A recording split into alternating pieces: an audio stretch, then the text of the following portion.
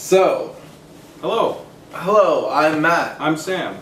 We're going to be talking tonight about WWE Extreme Rules, where there are no rules except the rules that there are. So I'm new to this wrestling thing, but is this wrestling or is this entertainment of some sort? I would describe it as sports entertainment. Okay. Though perhaps we should ask the audience from the Extreme Rules show whether or not this was wrestling. I think they might know. So basically, yeah. Matt here knows all about wrestling. I know very little, but I'm eager to take a look. Sam has some interesting perspectives as a result, because there's sort of some things that I don't see after a while. Mm-hmm. Sort of like how going to film school can ruin going to the movies. It can, but you gotta try your best. Yeah, well, you notice things I don't in movies Mm-hmm. because you went there. And I notice things you don't in wrestling because I've been watching it for ages.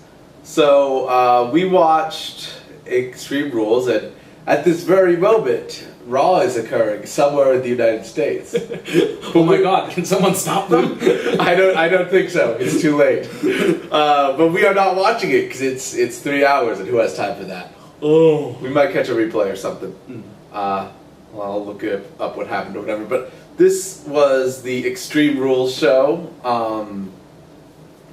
The gimmick of the show is that there's a bunch of hardcore matches, which are no disqualifications or whatever, and that didn't really come into play, except for one of the matches, which was a gimmick match about having things hung over the cage, but we'll get to that. Okay.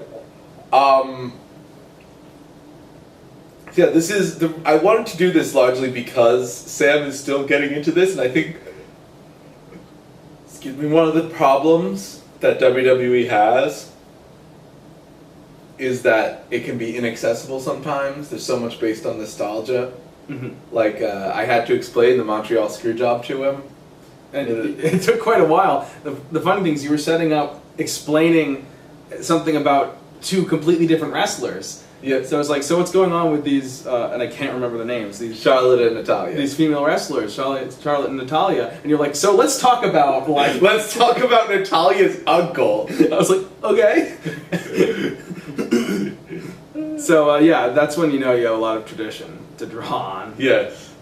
For better and for worse. So it can be a little obtuse at times, shall we say. Mm-hmm. So, might as well jump into it. The first match we saw was Dolph Ziggler versus Baron Corbin, who we have taken to calling the Baron. Mm-hmm. It was a match. Did you have any thoughts on it? Okay. That was when I was sort of still waking up. Yeah. I can't remember any of my thoughts on it. Ziggler got punched in the balls. Yeah, okay, that happened. That was what happened, and I guess the most I can say is just within this short time, I didn't know these characters, so yeah. I couldn't get excited. There were other matches where characters, or wrestlers, whatever, workers, I didn't know at all. Immediately, and Lulu, you can't eat that! My cat is trying to steal my delicious Nabisco Handy Snacks Premium. I mean, who wouldn't want to eat? Unfortunately, Nabisco Handy Snacks are for kids. or 25-year-olds. Yeah, there were other matches today where wrestlers I had never heard of immediately made me care about beating them or having them win. Yep. So, going on with that, Kalisto versus Rusev. Mm-hmm. Story going into this was not well explained by the recap. And so basically, Kalisto is part of a tag team called the Lucha Dragons, and Rusev beat up his tag team partner while Kalisto was having a match, like it was on the Titantron, and Kalisto kept getting distracted. Mm-hmm. And I guess the guys in the truck were not allowed to stop showing it. Such a strange world.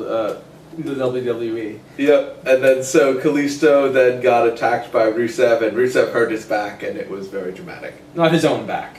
the other guys. Rusev hurt Kalisto's back, and then we're going into this show with Kalisto as the champion, but kind of hurt, versus Rusev, the Russian, the Bulgarian super athlete. So what I can say is, I didn't know at the time whether it was common for luchador inspired. Yeah. Sorry, I just remembered there was a match before this. Oh, whoops. Well, we'll just fill it in a second. Anyway, but he just had this parade of kicks, and he was doing, acrobatics, which I immediately found very exciting and attractive, because the thing I mentioned is I can't read right now into the language of wrestling. Mm-hmm. When I see a hit, it doesn't look real. Yeah. When someone does a suplex, I'm like, that probably doesn't hurt that much. Yeah. But when someone does acrobatics, I can see real skill, and it helps me see when it's a real feat of acrobatics, I know that this is very impressive. Yeah, and suplexes, by the way, do hurt a whole bunch. Mm-hmm. So it's also a case of But I can see that the surface they're falling on is perfect for it. Well, it is very hard. Mm-hmm. It's stretched extremely taut, to the point that when Chris Jericho had guest refereed a match once, he commented slam counting 3, doing the referee 3 count thing, really hurts your hand, and by the end of the match, he just wanted to rest his arm in ice. His hand in ice, and the referee was talking to him, yeah, you gotta hit with your whole forearm, or else you really kill your hand. Mm. So it's not a soft surface at all. Okay. It's it is a painful thing to fall on. All right. But yeah. So Kalisto, as you say, you can see the skill of the athleticism. You can see what it takes to do his flippy shit. And of course, Rusev feels like a big deal. Yeah. I think I've seen him wrestle before on some of the occasions I saw. On some of the occasions I saw the show, but yeah, he just seemed like you couldn't get close to him. You just finish you off in a hit here or there. Yep, and that's what you want, right? Yeah, he makes a good bad guy, and he's a bad guy who is not running away from conflict, which is very rare in WWE these days. Mm. He was a convincing villain. So the first match on the show, the absolute first, on the main show, was a tag team match of the Gallows and Anderson, aka The Club. What type of club, WWE has not explained, so there's a bullet point. See, it's funny because they're called the Bullet Club. Mm-hmm. Very clever. I actually knew that. Yep. And the wrestling the Usos. Any thoughts on this? I remember one thing you said was that you thought for a lot of the match that the Usos were supposed to be the bad guys. Oh, yeah. Yes, I did. Because they come out looking weirdly aggressive, and also the audience didn't seem that into them, which was... Yeah, now I remember why. It's because they were getting booed. Yeah. So I was like, okay, so these are the bad guys then. Yep. Whereas it's supposed to be they're the good guys, but also they're associated with Roman Reigns, so the audience didn't like them. Mm-hmm. Then after that was Kalisto and Rusev. After Kalisto and Rusev, the New Day wrestled the Vaudevillains. And yeah, so that's a lot of fun. The New Day are... Hello. Lulu had very strong opinions on this show. The New Day are exciting, and they're always having a good time, and that helps a lot. They're having fun because Michael Cole tells us they're having fun. So from the Vaudevillains, which I had been aware of thanks to you, I don't think I understood the intensity. You showed me a match, but it was on the small screen. I wasn't paying full attention. Yeah. They're very angry. Yep.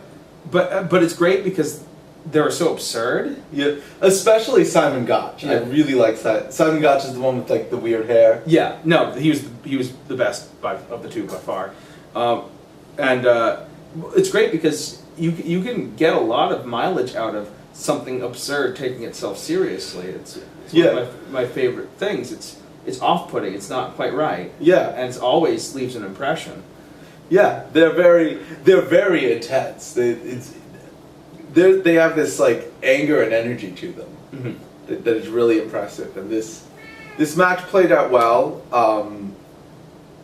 Kofi kicked, I believe, Aiden English in the head while the referee was distracted. Kofi was on the outside being a manager while Xavier and Big E were wrestling. And Kofi kicked one of the vaudevillains in the head, and Xavier got the pin. Yeah.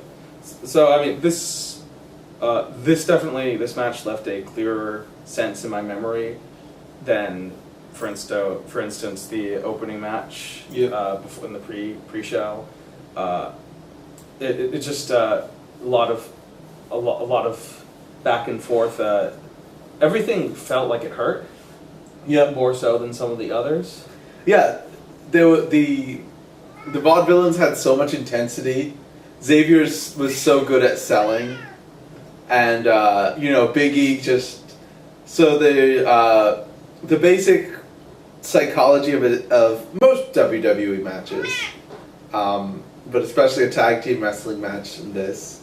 So the basic psychology is the shine. So the shine is the part where you get behind the babyface, and people like the New Day have the advantage that they come out and they cut a promo, and that gets you behind them. Mm-hmm.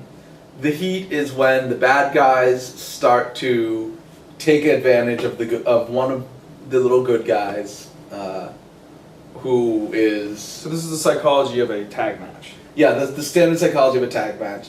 A good guy starts out on the offense doing all right. Something happens and the bad guys take control. The bad guys push him around and keep him from tagging out while he tries to tag out. And he keeps teasing, almost tagging out.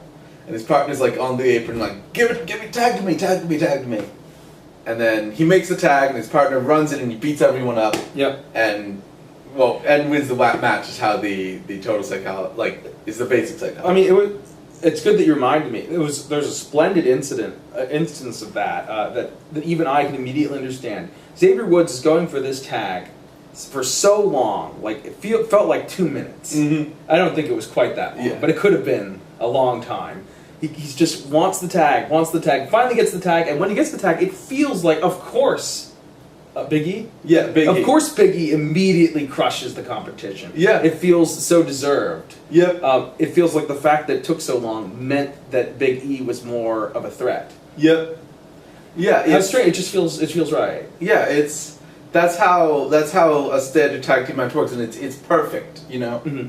It just so you'd say this one just nailed it. Yeah. This one nailed it, and the way it played out towards the end, the false finish where you can tell sort of the points where a match might actually end and whether just kind of going for a pinfall, because it would be weird if you didn't go for a pinfall after that. Even I can tell. Yeah. There's an energy to it. There's a certain sense of climactic. You can sort of tell. Yeah.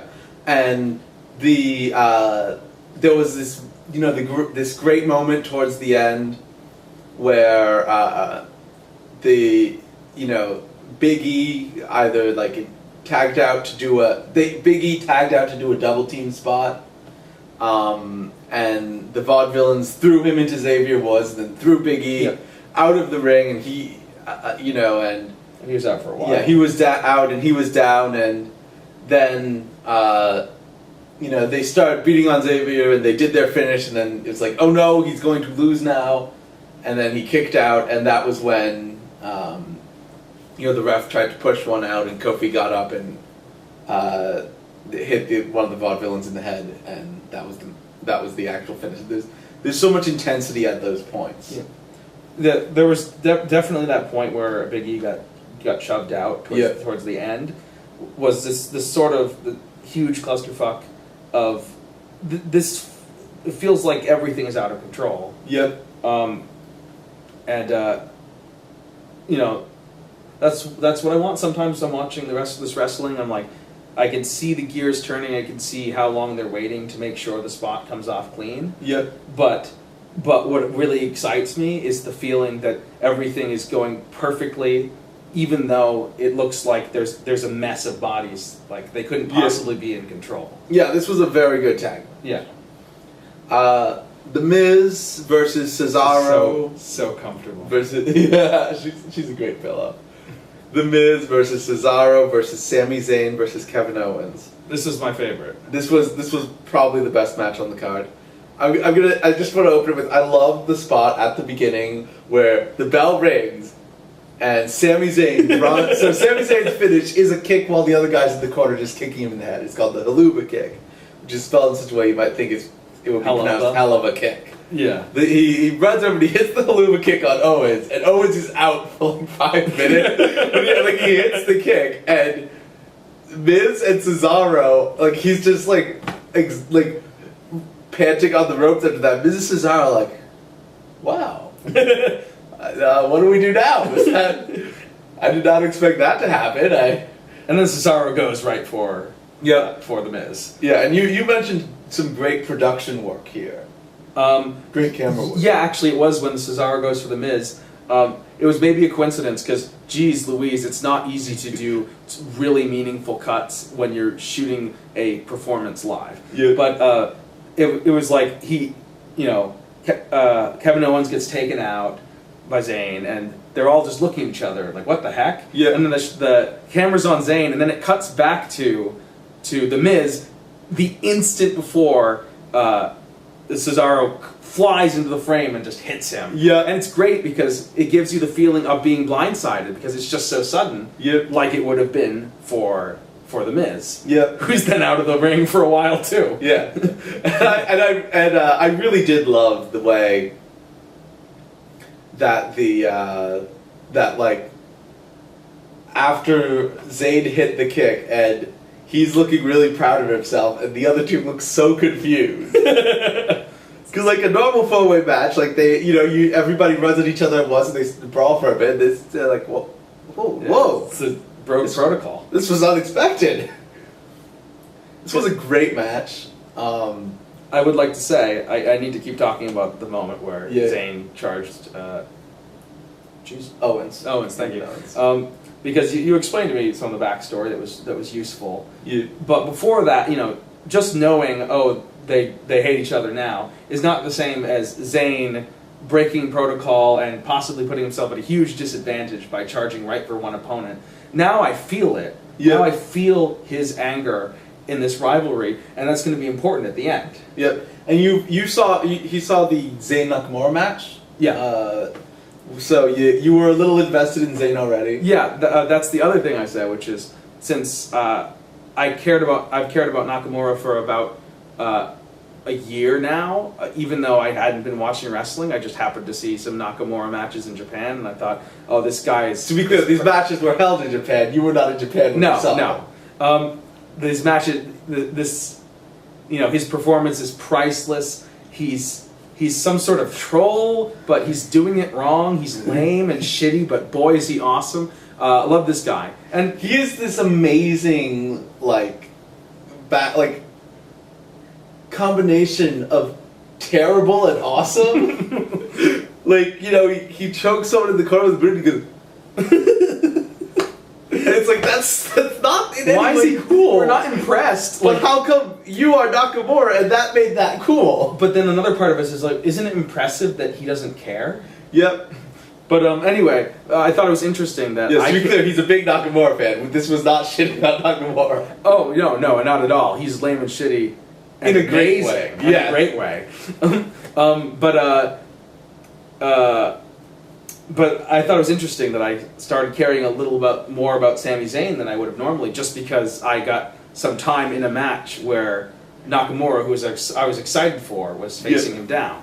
Yeah. And he, impressed me fighting back against Nakamura. So already Sami Zayn may be the most clear face out of all of them. Yep. Here is the one I want to win, and so that'll be important later when he loses. Yes. Spoiler alert! So Cesaro is the other standout. Again, no knowledge of wrestling, never seen him do anything before, but he got out of a hold, or Sami Zayn was either trying to pin him or hold him, or Yes. and he just goes up and down. Oh yes, he just shows off his leg. This is what I'm talking about when someone does something physically impressive. I know he can really do that, and boy, is that intimidating. Yep. This was the wrist lock spot Cesaro does, where his opponent has him in a wrist lock, and he just bounces back and forth and back and forth and back until and forth. he rigs it. Yep. Like, that would be exhausting. It would be physically very difficult. The fact that he does it screams, I have the stamina to do this without worrying, and also I just have the plain strength to do this. And how absurd is that? Cesaro is one of possibly the most, like, ludicrously athletic members of the roster. Like, there are probably stronger people like Big E or Mark Henry or Rusev who were professional powerlifters, but like not as athletic. Yeah, like not also that insanely athletic to be able to do sort of stuff Cesaro does. Mm-hmm.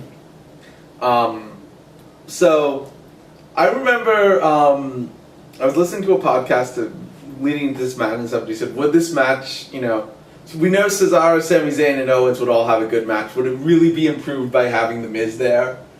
And honestly, I think The Miz did provide a service to this match. Overall, I'd say they were onto something. Yes. Because I'm having trouble remembering The Miz moments except the finish. Yeah. Well, yeah, The Miz, one thing was definitely they knew what The Miz could and couldn't do. And these are three of like the most athletic and impressive wrestlers on the roster. Would be everyone but The Miz. Yeah. Cesaro, Zayn, and Owens all can do crazy stuff, and The Miz can't. The Miz... I mean, he's just an actor. Yeah. You don't want to do that to George Clooney. There was some... I mean, yeah, but George Clooney has never gotten in a wrestling ring and challenged me before. I would do that to George Clooney if I was trying to take his Intercontinental Cursed Girdle. So, The Miz was effective last month's pay-per-view. It was the same situation where he was having a match with Cesaro, and I think Lulu's tail may be in frame now. He was having a beautiful tail. It is. He was having a match with Cesaro, and Owens was on commentary, and Sami Zayn ran out and attacked Kevin Owens, and they brawled into the ring, and that ended up screwing Cesaro over. Was Kevin Owens like mocking him? Mocking Zayn, not specifically, but they'd had a match, and afterwards he'd mocked Zayn, and you know they hate each other. So I'm just saying that from my perspective, Zayn is acting as the villain. And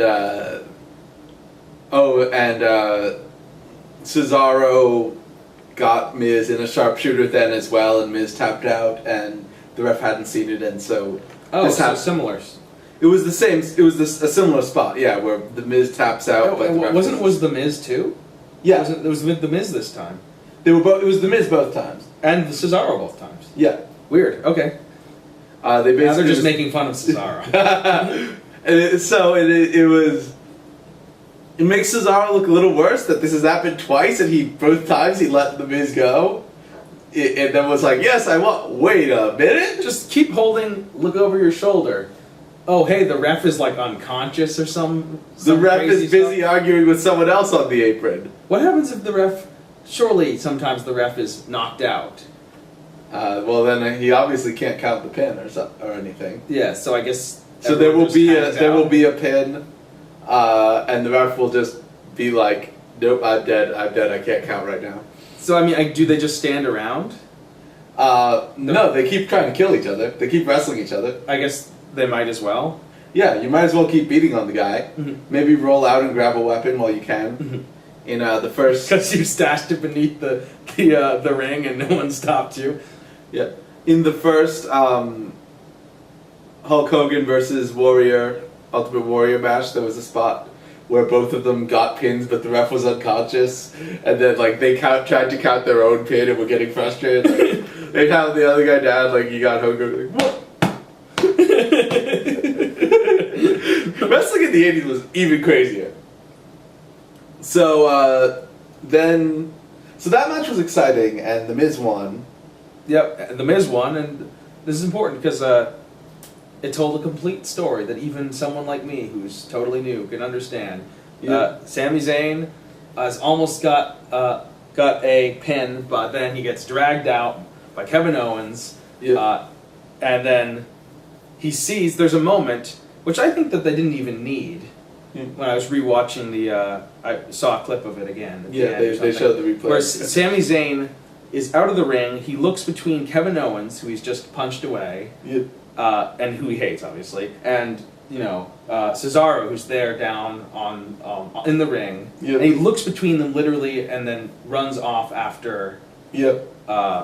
Owens. After Owens to go punish him because he's that pissed off, and he looks pissed off. You can tell the way he moves. But this is a minor quip, but I don't even think they should have had him look between them. It reads really well. It does read really well. I do think anyone could tell that you shouldn't go chasing after a guy who's out of the ring. And you could see that the Miz was around. It was not only did he look, he also started moving towards Cesaro. Which, so I do think the way you say it could have worked just as well. And this is sort of like him moving towards Cesaro and almost just going, fuck it, no, fuck that guy. And then going after Owens. But one way or another, he's furious and he goes after KO. And then The Miz rolls in and pins Cesaro. Cesaro just as easily as this is one thing I really want to commend them for, because quite often in WWE, it's sort of like you need to end the match with your finisher. So even if like you got the high spot of the match, so the high spot, but you still need to find a way to hit the finisher. So like somebody's been beaten up and distracted, and you still pull them up and then hit your finisher, and then they're down. So I like that Cesaro did not like stumble to his feet and The Miz runs in and grabs him from behind. But that The Miz pinned him without him getting up shows that Sami Zayn had actually won that. I thought it was really good. Because in the language of wrestling, even if, in the language of wrestling, even like a late kick out by Cesaro there would have kind of said Sami Zayn won it. But it just says it so much more obviously when, The Miz doesn't even have to do a move. Well, because then you have, without at any point signaling in advance that this was a possibility, a case where Sami Zayn makes a clear choice and pays a clear price. Because I also believe that because The Miz has not been a big deal the whole match, he's kind of sucked. I also feel like if he and Sami Zayn and he are going for the pin at the same time, there's no way Sami Zayn loses in this fight. So it just feels like he gave up a sure victory. And that was really great. Next match. Dean Ambrose versus Chris Jericho. Dean Ambrose is some sort of crazy person. He's crazy. He's wild. He has crazy, wild hair. He's a crazy man. He does crazy things, like name a plant Mitch. That's very insane. And host talk shows. So, Ambrose versus Jericho.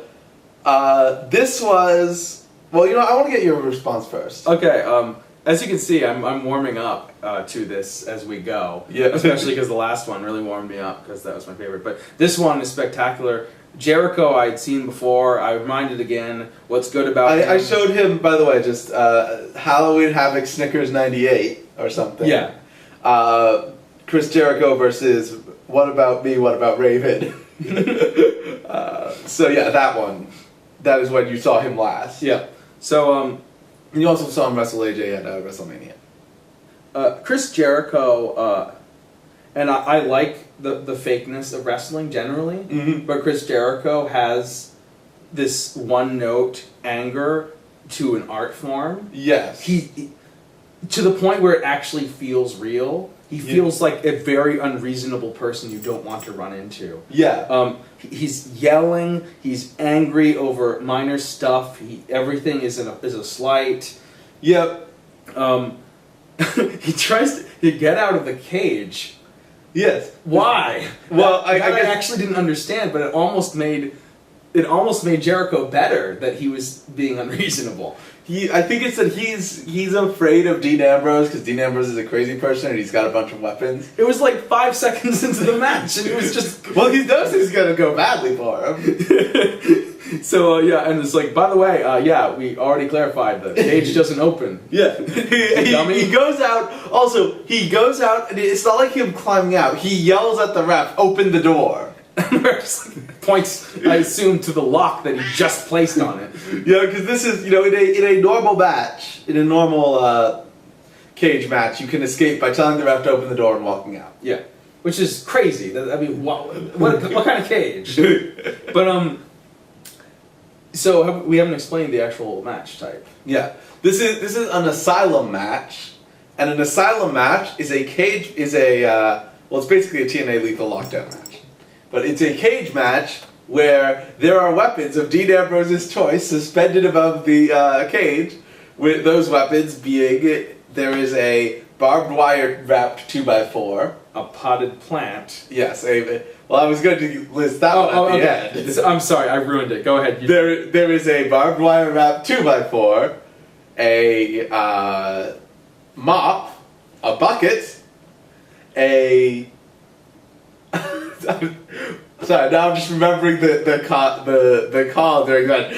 Dean Ambrose just poked him in the ear with that mop. Oh yeah, that's something so amazing that even someone on the show, and even like Jamie, I was like, I don't think anyone's ever said that before. So yeah, there's a kendo stick, a mysterious box. And there's nunchucks. Nunchucks. Hard to see until they actually brought them down. And of course, a potted plant named Mitch. Don't forget the mysterious box. Well, that was the bucket. Oh, that was in the... Yeah, that makes sense. So, this was, as a wrestling match, maybe not the best. It was very much what some people might derisively call garbage wrestling, where they're just hitting each other and they're going from smack him around spot to smack him around spot, but I liked it. I mean, I had a great time. I think maybe part of it is just realizing that I like Chris Jericho and Dean Ambrose. Yep. Well, and one thing you mentioned was that it just sort of like with the athletics, that getting hit with a nunchuck will hurt. It's so weird to have this to have it matter that wrestling feel real because look at it. Yeah. But it strangely matters to me. Yeah. I can't choose for it to not matter to me. Yeah. It really does. Yeah. It feels very... And so basically this match was they progressed from one weapon spot to another, interspersed with Chris Jericho trying to escape the cage. I will say it's weird and feels artificial and that they took all the weapons down. Yep. Well, they didn't take Son of a Mitch. Oh yeah, Mitch just stayed up there. Yeah. But it felt like they were just one by one doing all of them. Yeah. Like they intended to use all of them before either of them was defeated. Yeah. I guess I'm done with this one. Yeah. Do you know what? I love that. I'd say the most effective one was the mop. Yes, the mop was so powerful. The mop was amazing. Oh, I like it makes sense for Ambrose to have gone after all of them, because I think kind of the story behind this is Ambrose just wants to beat someone up. Mm-hmm. Or specifically Ambrose wants to beat up this asshole. Incidentally, this seems like a very odd wrestling match type. One where one player chooses what is up there, and including one option, which is a bucket with secret contents that only he knows. Yep. So, that might have affected Chris Jericho's decision. So, congratulations to Chris Jericho for being such a bad guy that I'm so excited for him to lose in a match which is hilariously rigged against him. Yep. So, this was, I think, sort of in isolation as a match, not the best. Mm-hmm. But I feel like its place, it did two things. One, it gave Dean Ambrose a very clear, very distinctive win that makes him look more like a threat in wrestling again. Because he's been a joke or something? He's been losing, and he's lost in goofy ways, where it's like they want to protect him. I mean, you saw him lose at WrestleMania, and he lost fair there. Who did he lose to again? Brock Lesnar. Yeah, I remember that now. But like you know, he loses like he lost to Bray Wyatt because a TV exploded in his face. Yeah, that would And he lost to Seth Rollins because a hologram of Bray Wyatt distracted him. And he lost to I think he lost to Triple H because he pinned Triple H, but Triple H's head was under the ropes. So the referee was like, no, that didn't count. Even though clearly Triple H like didn't put his head under the ropes or anything. And so getting a win, which was like, yes, this is a win. Shows that he's effective, and also shows what they tried to build up going into WrestleMania was that Dean Ambrose is like in a match where he can just use anything he wants. He's a badass. Mm-hmm. Well, they sold that here. Yeah, they did that very well. But the next step to make me really think he's a badass is have him use weapons, you know, when they're not completely all provided for him. Yep. And here, so the finish of this, I was very surprised that, you know, when he opens the bucket and he takes out a little black bag, and I was like, oh, come on. Like, that is amazing. They're doing a thumbtack spot. And he pours all the thumbtacks out on the ground. And then they do a very good, effective job teasing the thumbtacks. Never, you know, he's trying to throw Jericho into the thumbtacks, and Jericho sort of falls, rather actually, Dean Ambrose falls a little towards them, but not quite. Yeah. No one, any thumbtacks that hit are glancing blows, you know. Yeah. They don't. This whole time I'm thinking, I'm like, wouldn't that hurt a lot? I'm like, wouldn't that be quite bloody? No, I'm sure there's something I'm misunderstanding. Yeah, but no, they're just thumbtacks. No, they're actual just thumbtacks. You fall on that, it's really going to hurt, and it's going to be huge pain, and probably just the sheer discomfort of it is going to make it so, you know, real or fake fighting, you're just not going to be a contender after that. Yep. What I was, I guess, looking for, what I was kind of expecting was for Jericho to put Ambrose in his finishing move, and then it's the wall, like the big Boston Crab walls of Jericho, the hold where he puts him face down and lifts his legs up. Mm-hmm. I was kind of expecting Ambrose to crawl over the thumbtacks. Oh yeah, that would be pretty cool. But instead, like, what happened was Jericho went for the code breaker. Ambrose caught him, turned him around, and like slammed him down on the thumbtacks. And that should have been enough for the pin, but then he gets up, and then Ambrose DDTs him onto the thumbtacks again, and then he gets the pin. Yeah, and that second time really solidly on the thumbtacks. Yeah. But like, so there's thumbtacks in his arms, there's thumbtacks in his all back. over his back. Yeah. There's one shot they kept getting of like this weirdly perfect row of thumbtacks on his arm, Mm-hmm. where it's like you could not have designed it to go there better.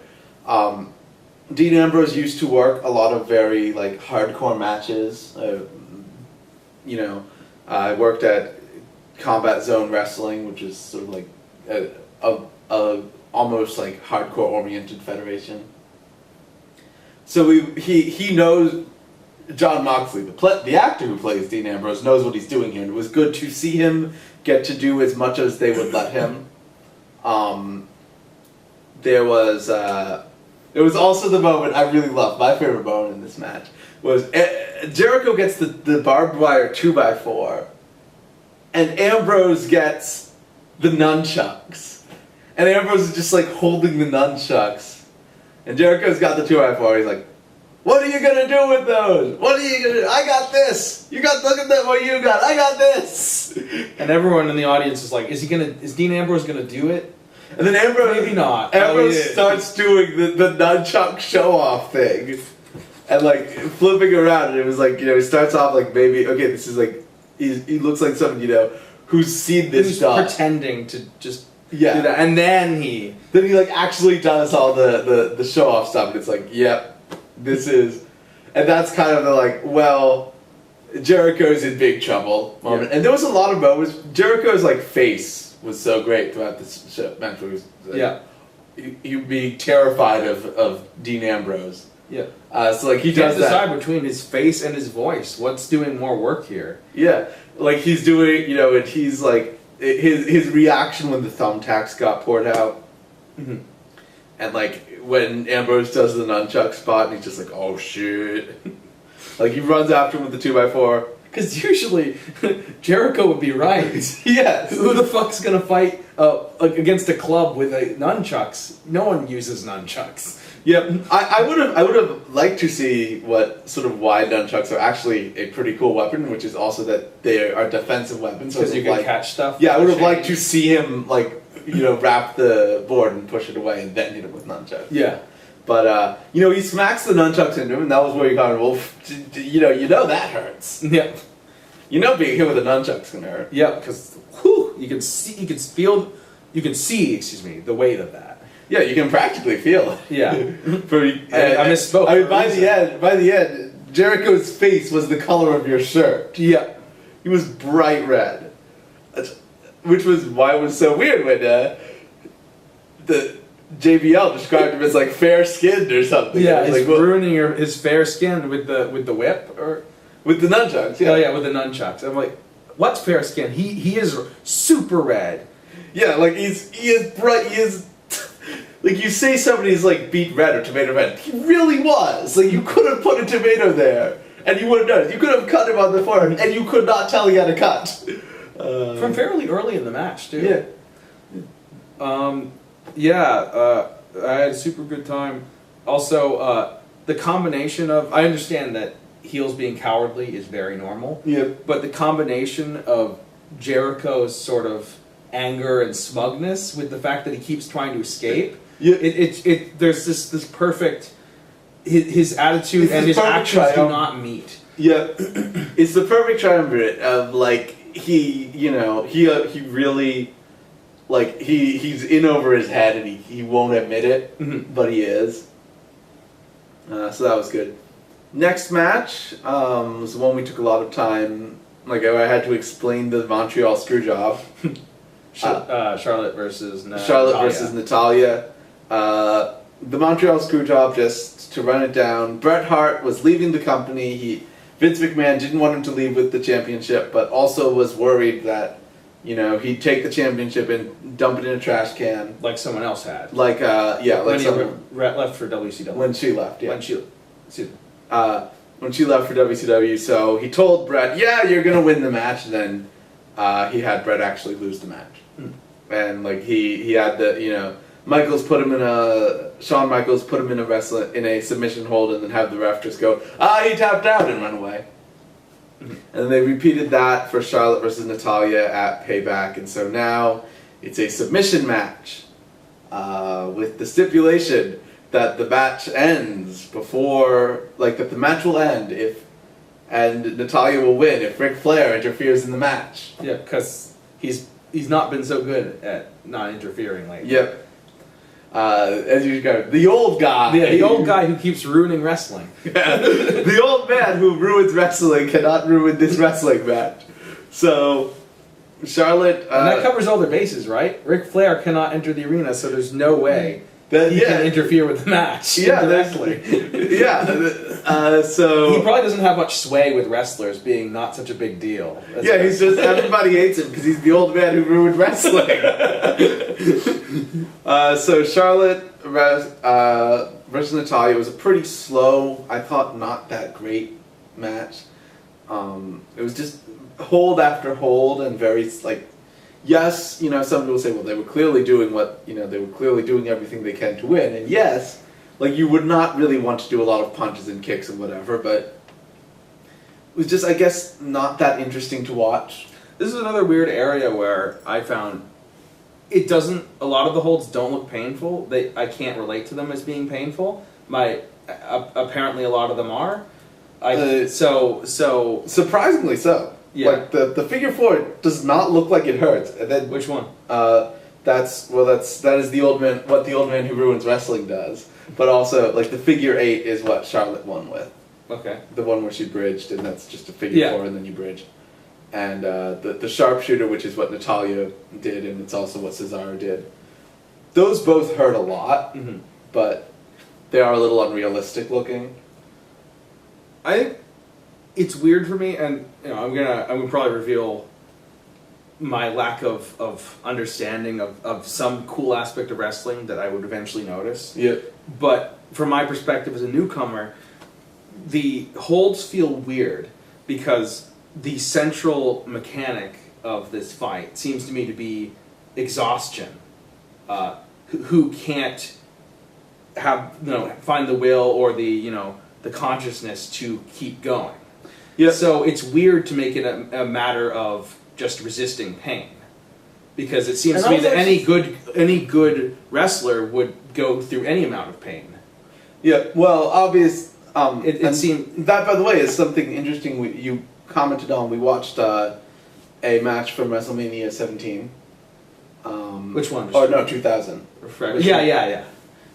Where Jim Ross was calling it. He was making a much bigger deal about dealing with pain than Michael Cole does, where he talks much more about exhaustion. Yeah. And I feel like if Jim Ross was calling these matches, talking about the agony of these holds, it would be much more effective.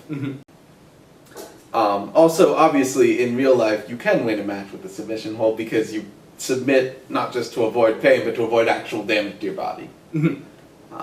But in the world of wrestling, that doesn't. Yeah, in the world of wrestling, it's sort of pain endurance, I guess. Yeah.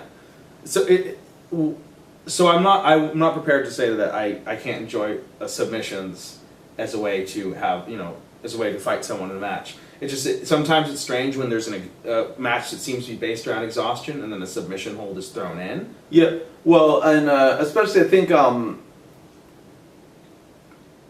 there was. Well, I think another thing about submission holds is that they don't do. Trying to figure out what I'm trying to say, like how to say what I'm trying to say, but like, it's very another way submission holds work is that like you tap out because you realize you're in pain and also you can't get out of this situation.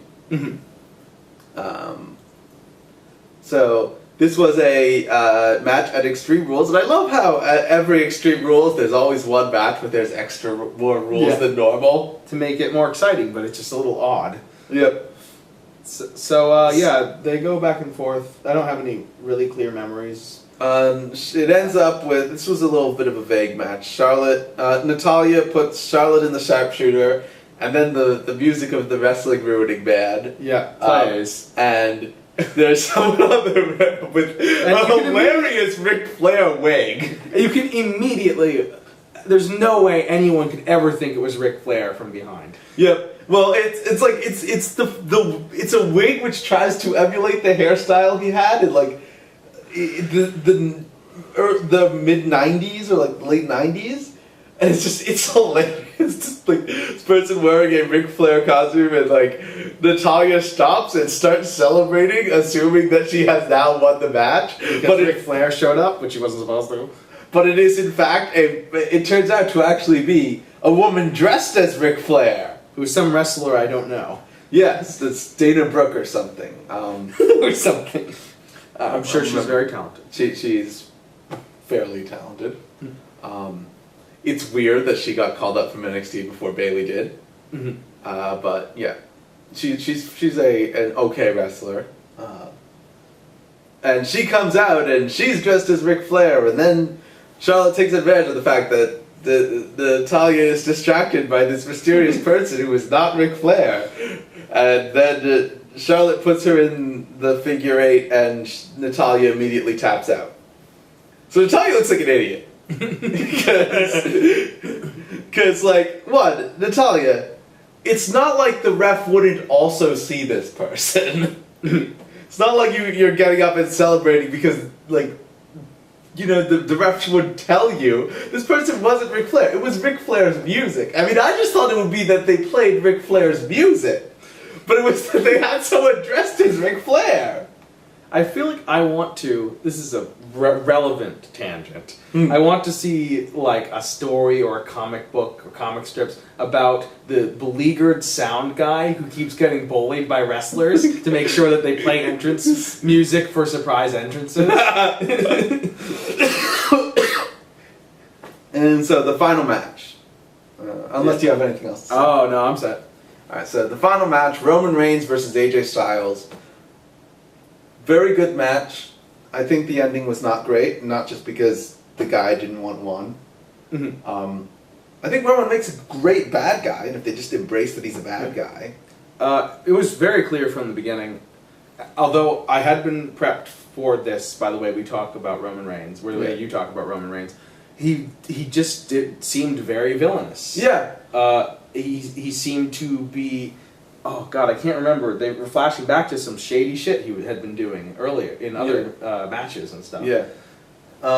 So the story, is that AJ Styles has his buddies, the Club. Yeah. Gallows and Anderson, and so AJ is in trouble, and then Gallows and Anderson run in and they beat up Roman, and then the Usos run in and beat up AJ Styles, and then they chased Gallows and Anderson away. Which, by the way, if you two could chase could beat Gallows and Anderson so easily, why didn't you do it in your fucking tag match? But Roman, and then at the end, AJ hits his finisher, or possibly his finisher, since the WWE can't decide what his finisher is, the Styles Clash onto a chair. And by the way, I have no problem with them taking the Styles Clash out entirely, because it is one of the more dangerous moves in wrestling. Mm-hmm. Because just as a wrestler, your instinct is always lean forward, and that's one where you need to go totally against your instinct. Or you might die. Yeah, you might, people have not died, but they have taken very serious injuries from that move. Mm-hmm. So he hits the Styles Clash onto a chair, and he rolls Roman over, and then the Usos pull AJ off of Roman, and that was kind of the point where Roman seems more like a bad guy now. Yeah, because he got saved by... Okay, let's be real here.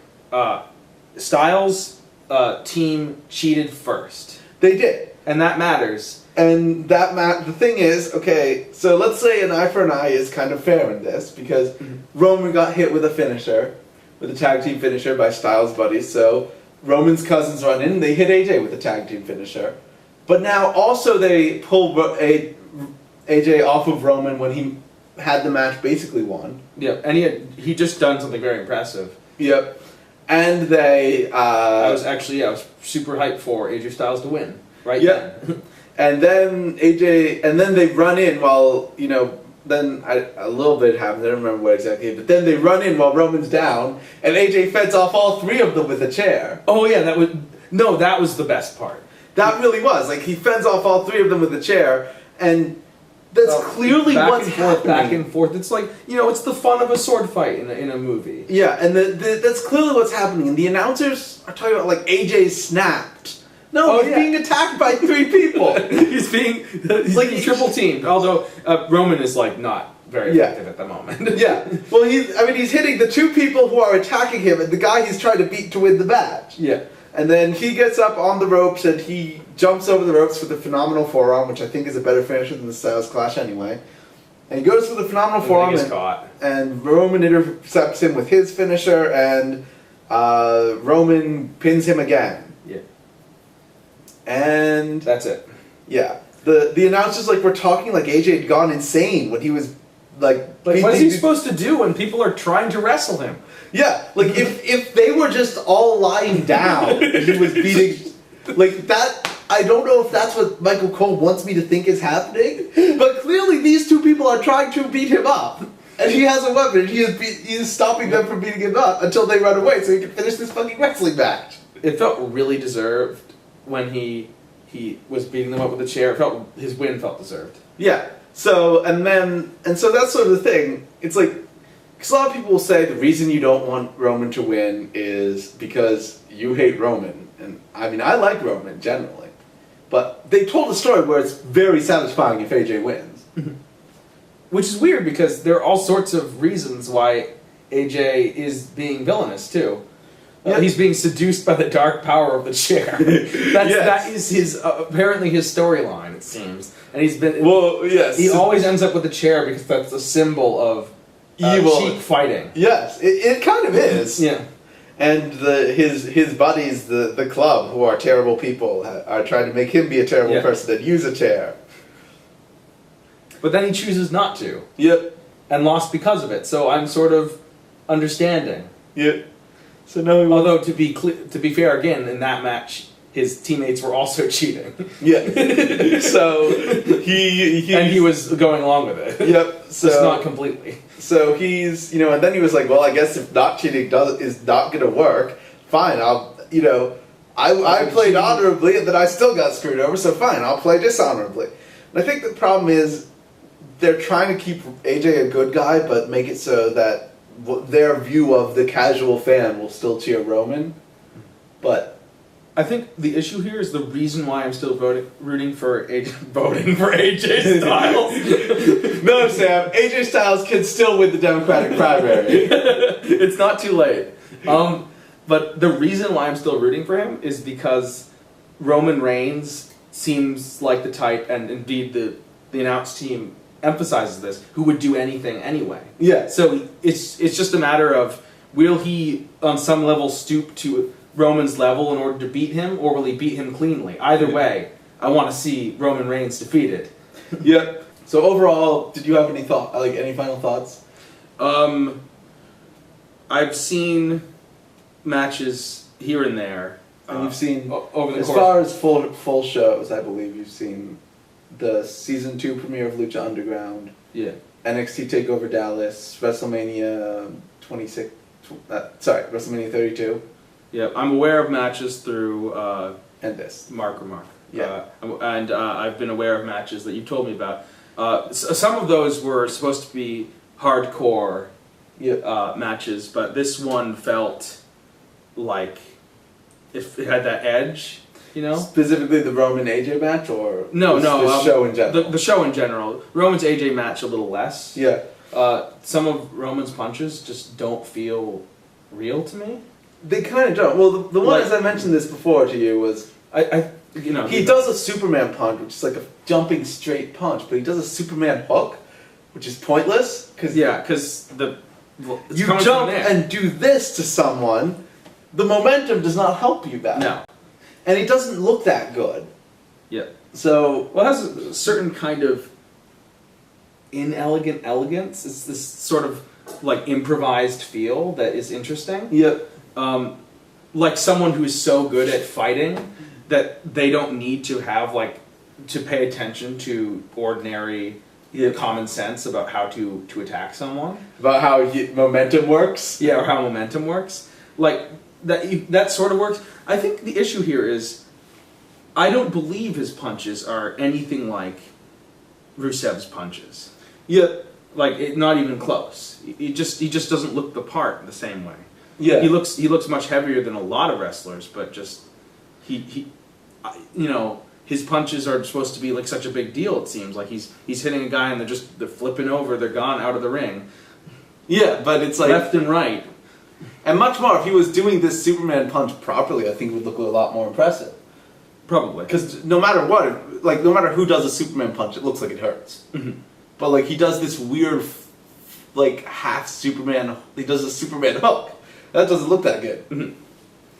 So and then he does his spear, which just kind of looks like he grabbed him, as well. Like when AJ jumps out of the air and he does a spear at him, and that's the ending. And twice the match has ended with Roman just kind of flopped on top of AJ, which gives you kind of the feeling AJ almost beat him. And maybe AJ deserves another shot, but now I assume they're going into a Roman slash Seth Rollins feud. Oh, we forgot about Seth Rollins. Oh yes, Seth Rollins showed up at the end.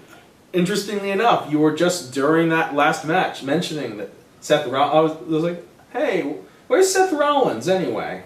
Because I think the announce team mentioned him. No, and the audience mentioned him. Yeah. The audience was chanting for Rollins. And I was like, what happened to Seth Rollins? And you're like, oh, he's injured. And I'm like, okay. He's coming back soon.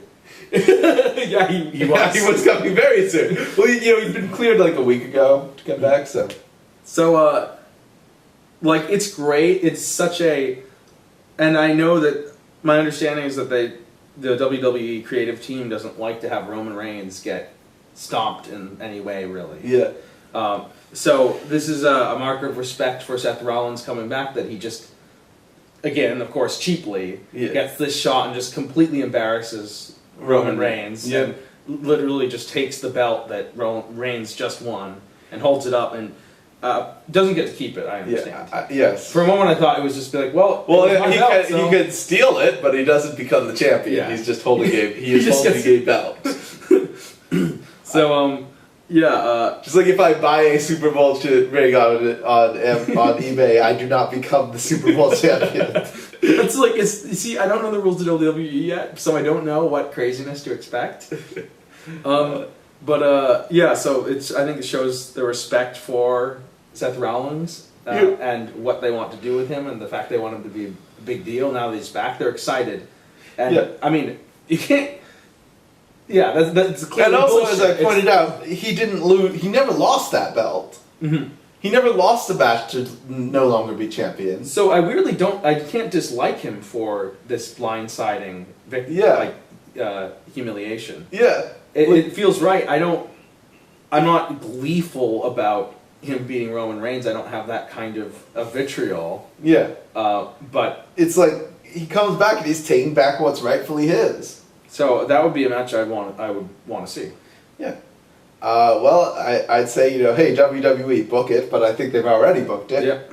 And so that was the pay-per-view, and we might sometime watch a Raw replay on Hulu and review that, but for now... I'm not done. Oh, right. That was a tangent. Oh, sorry. The total show. So I've seen some matches that were supposed to be hardcore, or big deal, or feel very painful or dangerous or something, and feeling not being dangerous is important to me. Yeah. But the match with Ambrose and Jericho, in praise of thumbtacks, that's gonna hurt a lot, but I don't think it's easy to get a serious injury that way. I can't really see that happen. It's not even like tetanus, yeah. Yeah. Presumably they're very careful. Yeah. So it's one of those things, a little like tables, where the wrestling is good at convincing you this is the worst thing that can happen to you. So in real life, it's a very painful thing to go through, and you'll be pulling thumbtacks out of your body for an hour or two. And Jericho, of course, attacks the medical examiner pulling out thumbtacks from him. Because it makes him hurt. Yeah, so that's more unreasonableness from Jericho. Great, good stuff. Just generally, New Day match, Big E specifically, just had these moments where it's boom, boom, boom, boom. Big E I've been a Big E fan for some time. Mm-hmm. I'm really glad he's getting his push here. And, Xavier Woods is really cool too. Yeah. Xavier Woods is the more obvious pick for someone who's in the front and center for the group, but Big E is fantastic. Yeah. One thing I really love that they've been doing that they didn't used to do all the time was let guys who are good on the mic, especially good guys, open the match by being good on the mic at someone. Mm-hmm. So the New Day coming out and cutting their brief promo where Xavier Woods once again flirts with millions of people. And then Big E's like, hey, we've got a couple of tools. And since New Jersey is the garden state, these are gardening tools. And we're going to put some hose in the ground. Yeah. It's a terrible pun, but the New Day are characters who will make a terrible pun. And then there was, Rusev. It's not just about, these are heavy hitters, as far as I can tell. Rusev, Cesaro. Yeah. So, seeing them work, they're clearly very talented. Yep. It feels great. So it felt more like a hardcore, as far as I understand the term. Yep. Than other stuff. Well, hardcore does mean also means a lot, no rules and a lot of weapons and stuff. Yeah. Mm-hmm. But it was a very, very heavy show, and you said afterwards this was the mop. Oh, the mop was amazing. Dean Ambrose just hit Chris Jericho with the ear with a mop. Sorry, I interrupted you though. You said that this was our most successful night of wrestling yet. Yeah, it was. Oh, he also watched a TNA Impact taping. We did. Remember with the man who was a tank that moves like a motorboat or something? No recollection at all. Well, we were playing Mahjong at the time. Oh yeah. It was sometime during their weird ass championship tournament thing. Right. Anyway, I'm set. Yep, we're good. And we'll probably watch Raw or something and to keep us busy, and we'll see you eventually. Bye-bye. Bye.